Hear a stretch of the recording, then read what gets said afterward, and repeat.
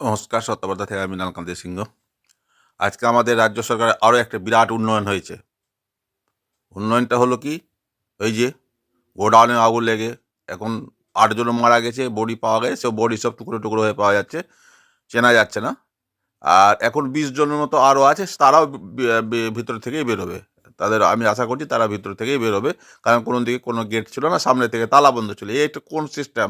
ভিতরে 30 জন 40 জন মানুষ ঘুমাচ্ছে আর বাইরে থেকে তালা মারা আছে। এটা তো অদ্ভুত ব্যাপার। তো আমাদের রাজ্যের উন্নয়ন তো উন্নয়নই হয়। এটা এখন আপাতত নীল নীল নীল রিক্সা হবে, এটা লিখতে হবে যে এই অশোকনগরে যে এতজন লোক মারা যাবে, ঝলসে মারা গেছে, এটা আমাদের একটা উন্নয়ন। এটা নিয়ে উন্নয়নের গানটাতেও জোড়া উচিত।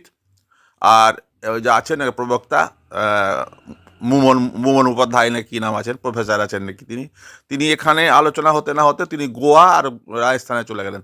তো আপনার এখানে যে 80টা গোডাউনের যে কোনো পারমিশন ছাড়া চলছে, গোডাউনের কোনো নিয়মকানুন বাইরে চলছে, সেটা সেটা কি গোয়া টোয়াতে আছে? দেখে এসছেন আপনি? মানে শিক্ষিত হয়ে মূর্খের মতো কথা বলতে বসেছেন এখানে ডিবেটে এসে। তো এইসব লোককে দেখলেই মানে পায়ের রাগ মাথায় উঠে যায়। আর অদ্ভুত ধরনের কথা। আপনি বললেন আমাদের সরকারের ভুল আছে, ত্রুটি আছে, স্বীকার করতে কোনো অসুবিধা নাই। এখন 30 জন লোক মরবে না 35 জন লোক মরবে না 28 জন লোক মরবে, আপনার কি? আপনার কেউ মরেছে?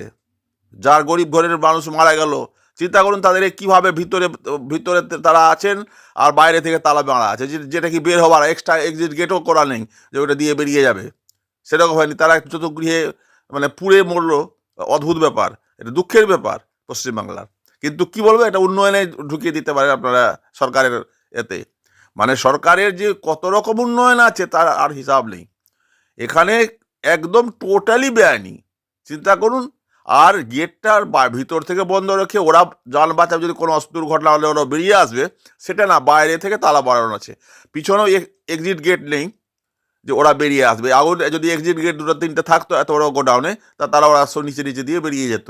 সেটা কোনো উপায় নাই, ভিতরে তারা বদ্ধ হয়ে নিজেদের প্রাণ দিয়েছেন। এবং বডিগুলোও পুড়ে প্রায় হাফ পুড়ে গেছে। হাফের পরিবারের দায়িত্ব খুব একটা থাকলো না, কম কাঠপুরিতে পড়ে যাবে। মানে সরকারের কত ভালো উন্নয়ন যে আপনার কাঠও লাগবে না সেরকম পুরাতে। তো যাই হোক, অনেক কথা বললাম আগে। আপনারা সকলে ভালো থাকবেন, সুস্থ থাকবেন। আমার চ্যানেলটা সাবস্ক্রাইব করবেন, শেয়ার করবেন।